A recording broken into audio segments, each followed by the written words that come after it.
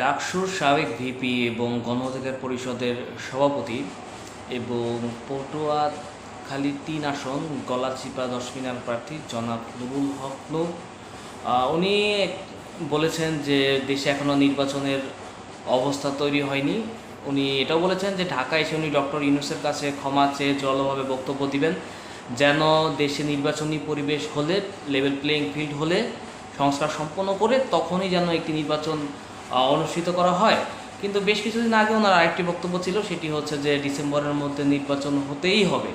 তো এই যে তার দুই রকমের বক্তব্য, এই দুই রকমের বক্তব্য করার পেছনে সবচেয়ে বড় কারণটি হচ্ছে সম্প্রতি উনি ১০ মিনাতে তার ট্রাক মার্কার প্রচারণার একটি অংশ হিসেবে ওইখানে একটি মহাসমাবেশ করেন এবং ওইখান থেকে আসার পথে ওনার অভিযোগটি হচ্ছে যে বিএনপির এক স্থানীয় নেতা জনাব হাসান মামুনের অনুসারীরা ওনাকে অবরুদ্ধ করে রাখে। উনি এটাও বলেছেন যে ১০ মিনাতে রাতের বেলা রাস্তার মধ্যে গাছ ফেলে বিদ্যুৎ বিচ্ছিন্ন করে দিয়ে দেশীয় অস্ত্রশস্ত্র সহকারে এই হাসান মামুন সাহেবের লোকজনরা অবস্থান করছিল, যার কারণে ওনাকে গলাচিপা আসতে অনেক বেগ পেতে হয়েছে।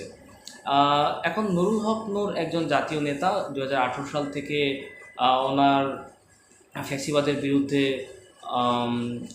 অনেক শক্তভাবে উনি রাজপথে ছিলেন এবং ওনার যে সংগ্রাম, এটাকে আসলে ছোট করে দেখার কোনো সুযোগ নেই। আরেকটি বিষয় হচ্ছে, একটা সময় মনে হচ্ছিল যে গণ অধিকার পরিষদ এবং বাংলাদেশ জাতীয়তাবাদী দল বিএনপি হয়তো কোনো রকম একটা জোট করার দিকে যাচ্ছে, কিন্তু যদি সেটাই হয়ে থাকে তাহলে শুধুমাত্র এই যে একটি দুটি আসন অথবা অল্প কিছু আসন, সেখানে যদি বিএনপির টেন্ডেন্সি অথবা যদি তাদের মনোভাব তাদের দলীয় জোটের প্রার্থীর প্রতি এরকম থাকে, তাহলে দেখা যাচ্ছে যে তাদের সাথে ভবিষ্যতে কোন কোন দল জোটে যাবে তাদের অনেক কিছু চিন্তাভাবনা করে এই সিদ্ধান্তগুলো নিতে হবে। আর আরেকটি ব্যাপার হচ্ছে, বিএনপির বর্তমানে কিছু কিছু বক্তব্য সোশ্যাল মিডিয়াতে আসতেছে, সেটা হচ্ছে যে তারা জামায়াত ইসলামের বিরুদ্ধে নানা রকম মৌলবাদ এরকম ট্যাগ ব্যবহার করতেছে।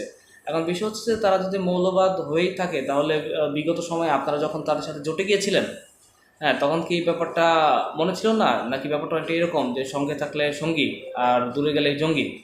এখন নুরুল হক নূরের মতো জাতীয় নেতা, ওনার যদি আসনে, আপনারা হয়তো ভিডিওটি দেখেছেন যে উনি প্রায় শতাধিকের উপর মোটরসাইকেল এবং প্রায় ৫ শতাধিকের উপর লোক ছিল, তারপর ওনাকে আসতে বেগ পেতে হয়েছে। তাহলে কি পরিমাণ শক্তি ব্যবহার করে তাকে আসলে অবরুদ্ধ করা হয়েছিল। তো বিপিনুরের যে ঘটনা, এটা একটা টেক্সটবুক এক্সাম্পল হয়ে থাকবে বিএনপির সকল একমনা দলগুলোর, যে আপনারাও সাবধান হয়ে যান। এবং আরেকটি বিষয়, সেটি হচ্ছে যে যারা এই কয়েক মাস আগে বক্তব্য দিয়ে আসছিল যে নির্বাচন চাই, খুব দ্রুত নির্বাচন চাই, তারাও বিপিনুরের মতো আশা করি আস্তে আস্তে তাদের বক্তব্য থেকে সরে আসবেন। কারণ আসলে দেশে যদি সংস্কার না হয় এবং সংস্কার না হয়ে যদি নির্বাচনটা হয়ে যায়, তাহলে দেখা যাবে যে আরেকটি ফ্যাসিবাদ কায়েম হয়ে যাবে।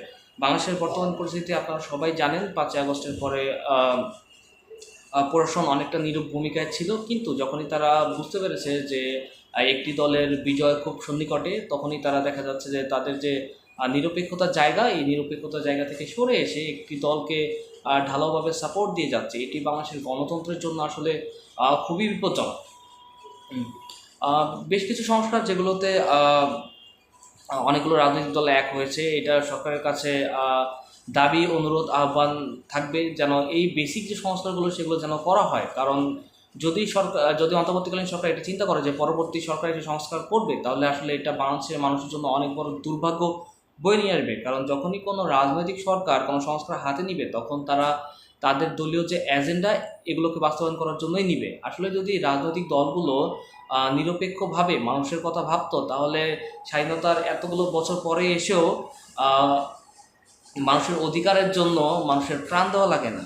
তো আজকের বিষয় এটাই। তা আশা করি যে ভিপি নুরুল হক নূর তরুণের কাতারে যেহেতু ফিরে এসছে এবং উনি তরুণের কাতারেই থাকবে। ধন্যবাদ।